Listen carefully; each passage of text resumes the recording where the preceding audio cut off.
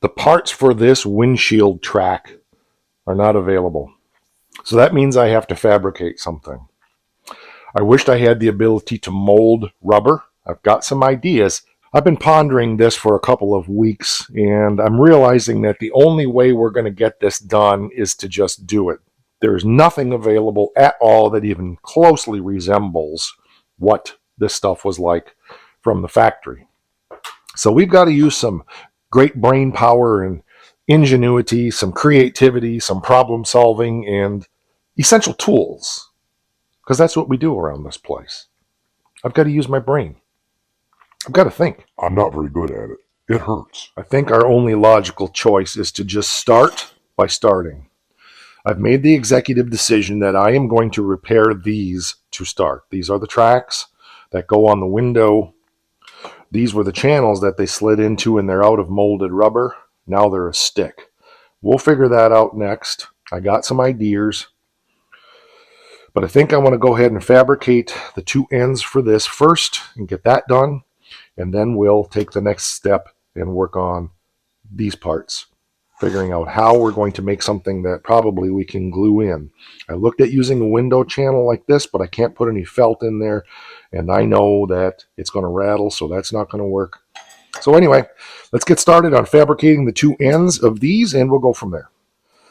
The only place to start is where you start. So here's where I'm going to start. This is where it starts to mushroom out and get all funky. So I'm going to cut this off here. I think that makes the most sense. This metal is pretty funky in here. I could just try to replace the cap and weld in there, and yuck. So I'm going to fabricate this end here. I'm leaving the other one intact as a reference, so I know my lengths. It doesn't have to be perfect. It just has to be done. So let's get our saw out and go whoosh. Cut off all nice and square. I've got my piece now. I'm going to measure and find out exactly what thickness that material is and make a determination on what I'm going to make it out of. So much of the stuff we do on the channel, the parts are available for, but I choose to fabricate. However, I love fabricating, as you've heard me say, probably ad nauseum if you've been around here for a while. But it's in times like this that skill that I've been developing for 40 years comes in handy, because it gives me the opportunity to make stuff that's not available. So if I'm making stuff that is available, how much more advanced are my skill sets for making stuff when I run into something like this, something that's not available? You get my point? And again, not against anybody who buys stuff. That's not my point. This is what's fun to me. So if I'm not doing this and I'm not having fun, I'm not going to be doing it. And I love taking a blank piece of sheet metal and making something out of nothing. That's fun for me. So do what's fun for you. You do you, I'll do me, and we'll just be hanging out here in the shop together. All right, shut up, Mike. Get some metal. That was about 50 thousandths, just so you know. I went upstairs and dug through my scrap bin. I found a piece of 18 gauge steel that is just about 48 thousandths, so it's the same dimension. So that's what I'm going to use to make that work. So let's get started on cutting the pieces out that we need and figuring it out. While I'm making this channel, I'm going to make it twice as long so that I have the piece already made for the other side. So I'm going to go way down into here and make my piece about that big. So that way I'm making a whole channel. Now I need to figure out exactly what kind of profile I need to make this work. I think what I'll do is take a piece of this that's still good here. I'll cut that off and I'll hammer that flat, and then I'll know exactly how wide my piece needs to be, and then we'll compensate for bending and stuff like that. There's our little piece. Can't show you very long. It's super hot. But anyway, woohoo! There it goes. It's not really hot. It just doesn't take me long to look at a piece of metal.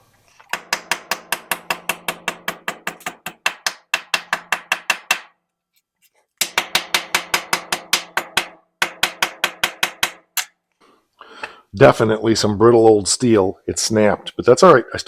I have a template. I also realized that this edge wasn't cut real well, but I have a factory straight edge right here. I'm just going to see if this 7 inches, 7 1/4. Okay, good. Yep, we can get it right out of that. So let's pick one end's as bad as the other. So let's go 7 1/2 inches here. Then we're using a factory cut edge for everything. So that'll be nice. And then we can lay this in here like so. And that will give us our width, which I don't mind being a little bit more than. So we'll probably go another 3/16 of an inch or so. All right, let's get that laid out. I'm going to go get my little carpenter square and get her done. Okay, there we go. Now this one's going to be a challenge. I think we'll do it like this, and I'm going, it's about 3 or 4. 2 inches there ish. Okay, that looks good. Let's get our cutoff wheel and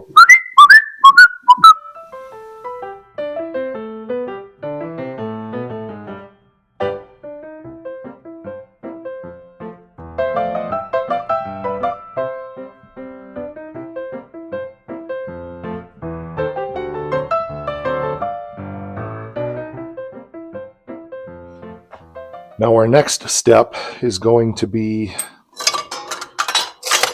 laying this out on there, figuring out exactly what our dimensions are, and then bending that in there. So I think I'm going to use the good part here, and then we'll use our caliper, and we'll do there'll be maths and stuff is what I'm saying.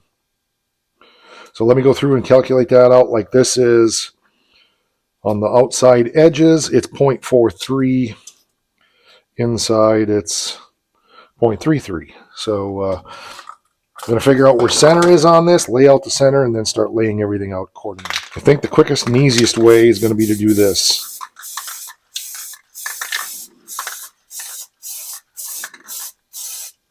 Let that dry, then I'll use a scribe. I'll get a more accurate line. Start over. I forgot to clean the metal, so got it cleaned up now. We'll shoot it again and get it dry. Oops. So I've marked which was the factory edge, which was this one here. Now I'm going to find my center, and I measured this, and it's like, this one is, it's not quite perfectly square because I didn't cut it, 192.5, 190, 189. So we're within, a couple thousandths, no big deal. So if I'm going to go, I'll just pick this one end, and I'm going to pick a number, and we'll be consistent because we're using this edge as our datum for everything moving that way. So if we're at 194, 195, 194 point, I'm not going to worry about 300 thousandths of an inch. No, 3 thousandths of an inch, sorry. I'm not going to worry about that. 300 thousandths, I should worry about that. So if we're at 195, we're going to divide that by 2.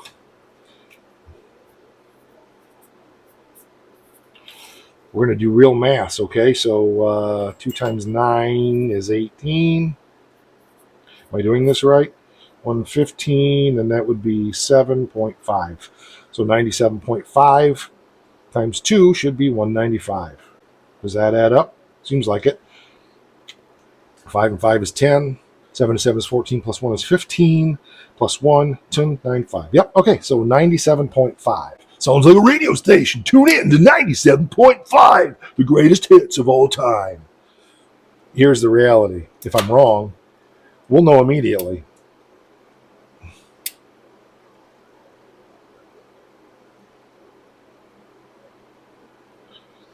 Because it's not going to look like half of this. And that, to me, looks like half of this.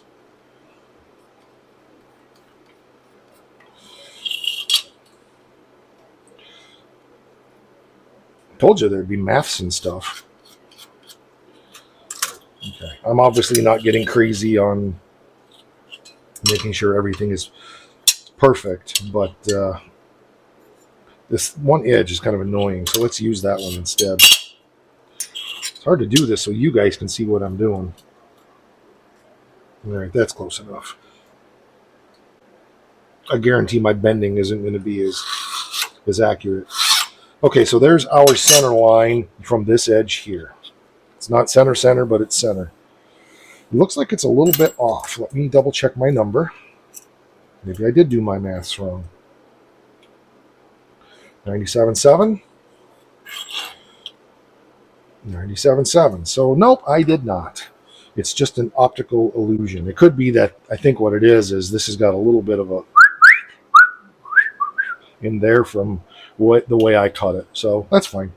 Um, okay, so now we need to take our piece here. Always go back and reference your zero. Make sure that you're setting 0 on your caliper. And let's see what our dimension is there. It's 433. You can't see that. 433. Okay. So now 433, we got to divide that by 2. And that would be 2, 4, 0, 3, 1, 2, 13, 21.65. Close enough. 21.65 each direction of my center line.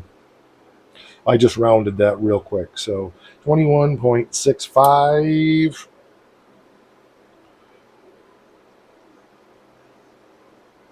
I'm going to go 21.5. Call it good. So we'll mark that each side. There. There. There. And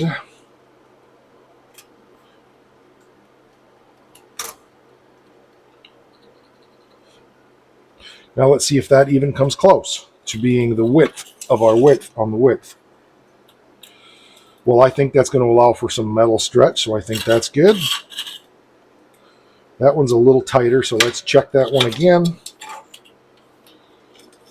Get my crap out of the way here so I can lay the... Oh, yeah, this one's a little bit on the skinny side there. Okay, and this one's a little on the skinny side there also. Yep. Let's see if that's better. Yep, that allows for metal stretch. Okay, let's lay that out.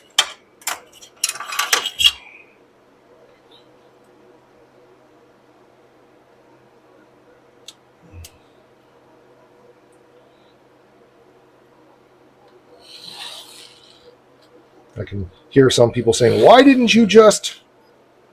Whatever I didn't just is because I just didn't think of it. So remember, when it comes to fabrication, there's really no right or wrong way. It's just your way. And for some people, it's your way or the highway, and that's okay. Okay, good. Now we got that there. I think the next dimension we want is going to be this height.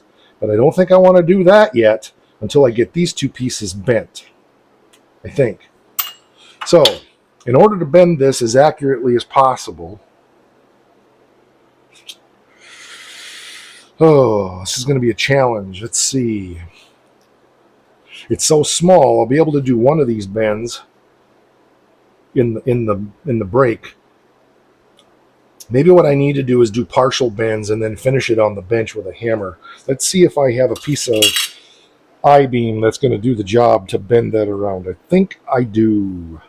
I don't think today is the day I should be doing this. I've had 100 phone calls today with just ridiculous things, and let me run down what I did. So every time I would start filming, the phone would ring and anyway. So I didn't get any footage is my point. And then I just got so absorbed in trying to figure out what I was doing. I forgot to turn the camera on. And so it was just one thing after another. This is the piece that I made. It looks totally like dog crap.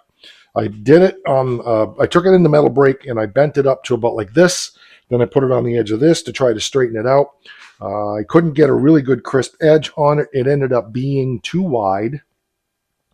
So then I put it over another piece of edge and hammered it, and then it ended up being bowed like that up in the middle. And so I welded it down onto this and yeah.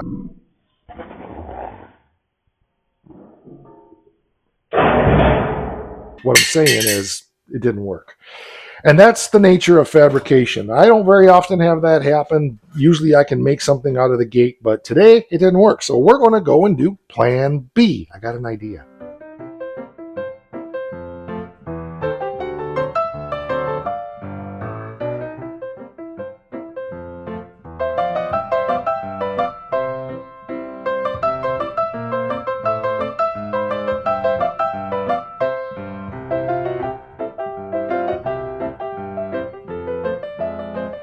Much better, much better way to go.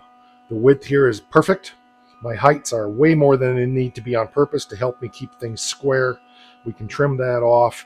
I'm not sure at this point that I'm going to worry about getting these lips on here. I don't think they're as necessary for the way I'm designing this. The main thing is for window channel to be there and for some metal to ride in the track. So I think we're moving the right direction now.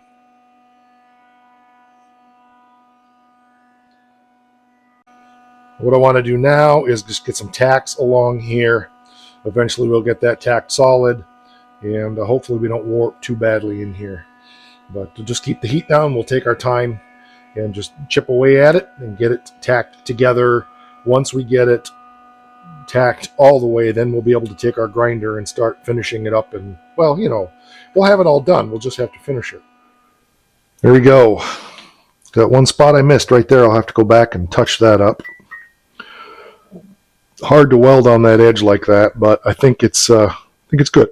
We'll hit this little spot here, let that cool down. We'll check our gap, which it has definitely pulled a little bit, which I figured it would. We'll get that straightened out, and then we'll hit this with our little pneumatic grinder and see where we end up. Whew, there we go. Got it all welded up now. Now I just got to start grinding it down.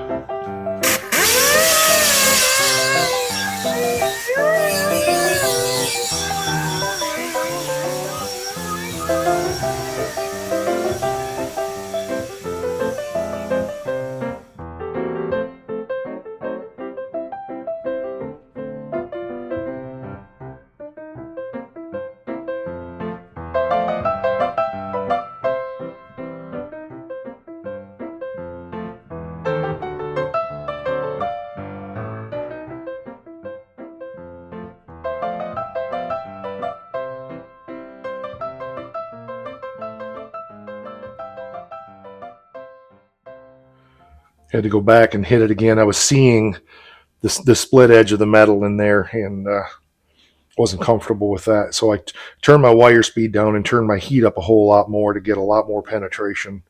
I think I had my speed too high before, so I think that's a little better. We'll grind that down, see what we got. Okay, that's all better there, and I found a few more of those spots, so I just went over it again. Heat is a lot higher than I normally use it at, but I really want to be sure this edge is good and strong. If I was using the amount of heat with a little bit of wire speed that I have there, this metal would be gone. But I'm on this edge of this metal, and I think I just kept turning it up till I felt comfortable. So let's get this ground down a little bit more, make it look more like this, and then we'll see where we're at. Here's what we got. Here's where we cut it off, and there's what we got. So I think we're going to work really well. You get a magnet over here to hold that up. There we go. I think it's going to work really well. We will get this to the right length and cut off, etc., etc. But overall, I think it's pretty good. So I want to, obviously we've got to do some trimming and cutting and all that kind of stuff. It's a little bit extra long, but that'll be an easy cut here, and then a fairly easy cut here. I'll make a decision. A fairly easy cut here. I'll make a decision on whether or not I'm going to try to bend this L on here or not. This little edge, I don't know if I will. I might. It might not be terrible to put that in the vise like this. Bend it and then cut it off. I don't know. It might be better to not do that. Can't do it that way. I don't know. I gotta think about it is what I'm saying. So do I want to paint this now? No, I think we'll wait. So I'm going to take a break, go get some lunch, and cogitate a bit, but I'm much happier. It's got a little, I got a little tweak to do because it's just not perfectly square and blah, blah, blah. But all of that is now fixable compared to that other piece of crap that I made.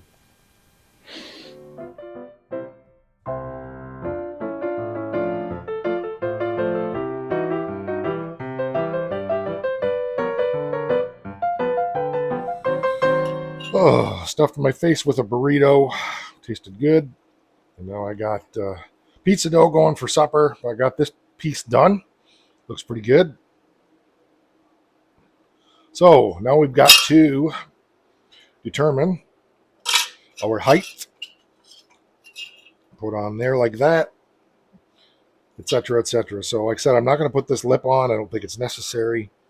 I may put this lip on. I'm not sure. But I think we're just about ready to cut this and then weld it on. And once we have our one done, then we'll cut this one off and weld on the piece we need to here. But let's get this cut down to size first on its height, and we'll go from there.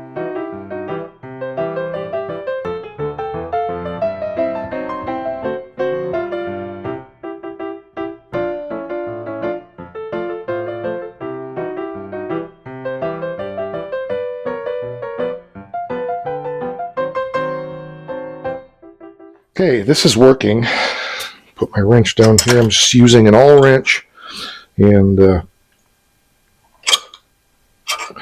just a 7/16 wrench, which is about the size of that. So I've got a little lip bent on there. Yeah, it's looking pretty good. So let's get the other side going before we get too far along here and cause ourselves issues and we don't have tissues.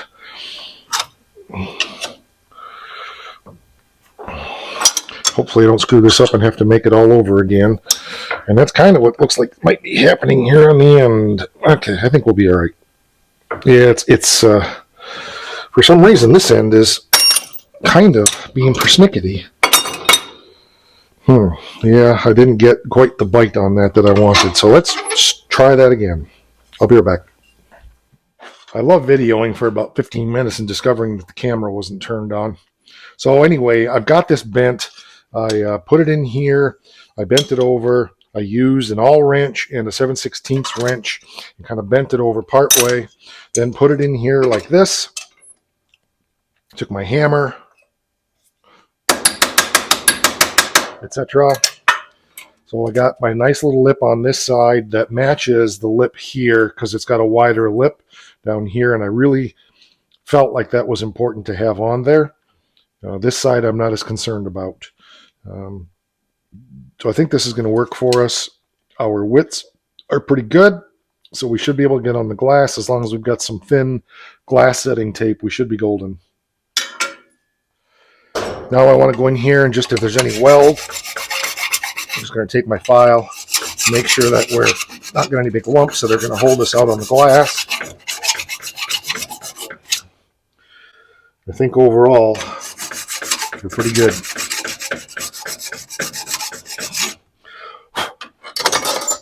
I could take a cutoff wheel and work down in there. Yeah, there's one spot I probably better. I also see I've got a couple spots where my metal is needing to be tinked. So let's tink it.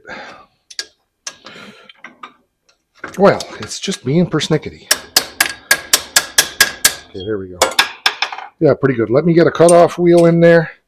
I've got one on my grinder. I think we'll just use this one. I'm just going to go in there real quick and just touch up a couple little spots.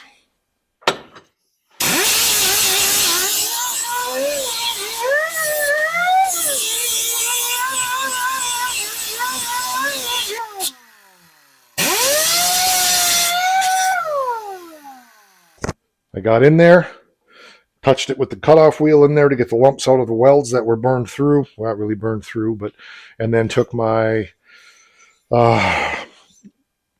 this thing, grinder, and just touched that surface off. So let's see what we look like now.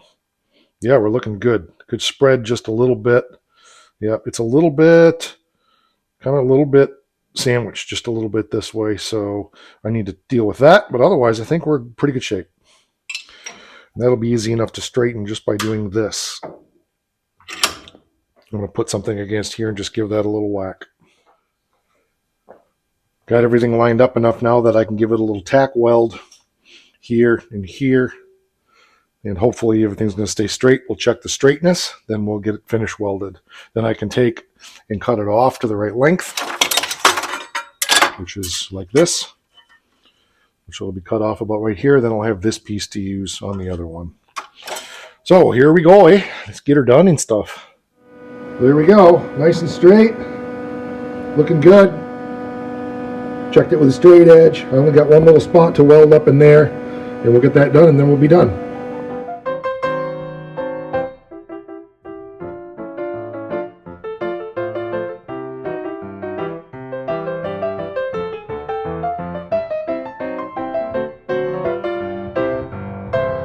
So here we go. Here's what we got. Here's the difference between the two pieces now. The rusty one, the good one. My end is just a little teeny bit rounder, but at the end of the day, it's all about how it works, right? So let's put it in the track.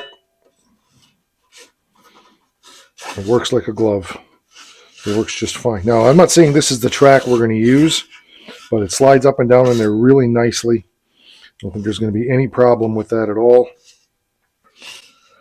And I think we're going to be making a different track anyway. And if we need to tweak this a little teeny bit, it looks to me like it's got just ever so slightly an amount of twist to it, but I'm not sure. It's also really rough. So I'm going to put a DA on that and smooth it up. And then we're going to hit that with some paint and just get this one painted up. Then we'll get the other one put together. We got this one now, so we know our length. So then we can take this piece, cut this end off wherever we need to, and put it on there, and we're good to go. And here we go. All done. Turned out pretty good. Oh my, that's a good job done.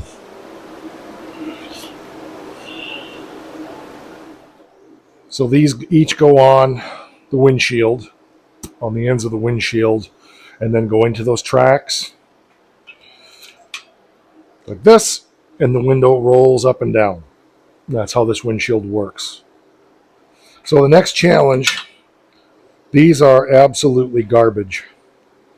There's no saving these. So my next challenge is going to be figuring out how the heck I'm going to make some kind of tracks for this. One of the big challenges of doing My Car Shop when we have 12 projects we're working on, and I'm never working on the same thing every day, and I only get a couple of days on a weekend to do things, is how much do I put in an episode? That's why I landed at the place of just spend the day with me in the shop doing what I'm doing. I need time right now to think through how I'm going to make that part. I have somewhere here, I have a piece of shelving track that's narrower and not as deep that I was thinking about splitting and welding a piece in, but I might as well just make something from scratch. If I'm going to do that, that's the direction I'm leaning, making that out of more of this 18 gauge steel, but I'm not sure this is long enough. It's not. So we would need to, I don't know how much more of that I have, so that could be a challenge. I know that there are some felt sticky things that I could put inside of a metal track, and we could just build it to hold tight against these. That's the direction I'm leaning. But I think for today, that's where I need to stop. That took me a long time because I had a false start. Tried making that piece, all in one, and it didn't work. And I should have realized it wouldn't with 18 gauge steel. If I was using 20 gauge or 22 gauge, it wouldn't have been a problem. But it really needs to have the spring strength in it to hold onto the glass. Yeah, I am going to RTV it onto the windshield, but still. We're just kind of making this up as we go. I would rather just slow down, give you a real world view of taking one bite out of a project like this, and we're going to end up with 4 or 5 episodes on this windshield by the time we already did one on taking it out. We've done this one now on making the glass tracks that go on the glass. I think the next one is going to be making the tracks that the glass rides up and down in, and then the one after that will be Dad and I installing the windshield back in the Oakland. I think that's the way I want to handle this, so I'm just going to say thank you for being here. This took a long, I worked on this for probably 7 hours. just want to reiterate what I said at the beginning of the video. A lot of the stuff that we do around here you can buy. And people question why I fabricate when I could buy it. My response, of course, as you've heard ad nauseum, is why would I buy it when I can make it? But we run into projects like this where there is nothing. There is absolutely nothing available, even used, that I could find. I talked to Wayne. He doesn't have anything. Probably the stuff that he had, he said, was worse than what I had. Nobody makes these rubber seals. You've just got to wing it. And I'm so thankful for the tools, the equipment, and the skills that I've developed over the last 40 years, but particularly in the last 5 years of taking those skills to a whole new level, to be able to take on a project like this and get it done. So, real world view, we're making it up as we go. You're going to get it wrong. You're going to make stuff wrong. You're going to have to throw parts out, do them over again. That's just the reality of doing this kind of work. So, don't be discouraged if you make something and it turns out to be total crap. It's been quite a while, honestly, since I did that. I've certainly done it before. I've certainly done it again. If you look at a master like Fitzy, he does it also. I watched an episode of his the other day over on the Fitzy Fabrications channel. And he said, hey, Tony screws up too. We all screw up. That's part of fabrication. So don't be discouraged about that. If you try to make something, you go, I don't know what I'm doing, and just throw your hands up and walk away. This is just the nature of the beast, and I really, really try to be transparent in that and show you what I do, how I do it, if I screw up, when I screw up. Here's the thing. If I had to make another set of these tomorrow for a car like this, that set would turn out even better than this set because I learned so much on these. I'm not going to get bogged down in the perfectionism of saying those aren't perfect. I need to go and make them again. Remember, the motto around here is make it safe, make it done, and go have fun. Put it in the context of what the vehicle is. Sometimes good enough is good enough. That's not an excuse for shoddy workmanship. But at the end of the day, remember, it's about making the product functional and usable and safe. So keep that in mind. And if it's visually appealing, that's so much the better. All right, I'm going to get off my soapbox. We will catch you on the next one. I appreciate you being here. It's time for me to move on with Pizza Night. All right. Rock!